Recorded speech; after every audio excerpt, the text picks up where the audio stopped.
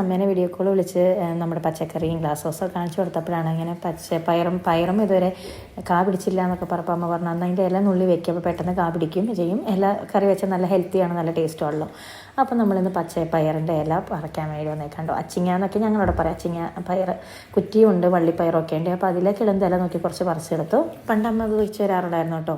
ഇതുപോലെ മത്തങ്ങയുടെ ഇല, പയറിൻ്റെ ഇല ഒക്കെ ഇങ്ങനെ അധികം വേറെ ഒന്നും ഇടാണ്ട് ജസ്റ്റ് പച്ച തേങ്ങയൊക്കെ അരച്ചിട്ടിട്ട് പച്ച വെളിച്ചെണ്ണ ഒഴിച്ച് ആ ഒരു മണമൊക്കെ വരുമ്പോൾ നല്ല ടേസ്റ്റാണ്. ഗ്ലാസ് ഹൗസ് അടച്ചിട്ട് പോകുന്നില്ലെങ്കിൽ കോഴി പിറകെ കയറും കേട്ടോ. അതിനുള്ളിൽ കയറി മാന്തി ഒക്കെ മറിച്ചിടുക. ഇടയ്ക്ക് അങ്ങനെ അബദ്ധം പറ്റാറുണ്ട്. പയറിൻ്റെ ഇല എന്നിട്ട് നമ്മൾ വാഷ് ചെയ്തിട്ട് ഒന്ന് കുരുകുരാന്ന് അരിഞ്ഞെടുത്തത് കേട്ടോ. അപ്പോൾ അമ്മ പറഞ്ഞിരുന്നു വേറെ അധികം ഇതൊന്നും ഇടണ്ട, ജസ്റ്റ് ഉള്ളി മൂപ്പിച്ചിട്ട് അതിനകത്തിട്ട് ഈ നമ്മൾ അരിഞ്ഞ് വെച്ച ഇലയിട്ടൊന്ന് മിക്സ് ചെയ്തിട്ടാൽ മതി. അപ്പോൾ 2-3 മിനിറ്റ് കൊണ്ട് ഇത് വെന്ത് കിട്ടും കേട്ടോ. പെട്ടെന്ന് വേവുന്നുണ്ട്. ഇളന്ത ഇലയും കൂടിയാണ് എടുത്തത്, അപ്പോൾ അതുകൊണ്ടാണ് പെട്ടെന്ന് വെന്തായിരുന്നു.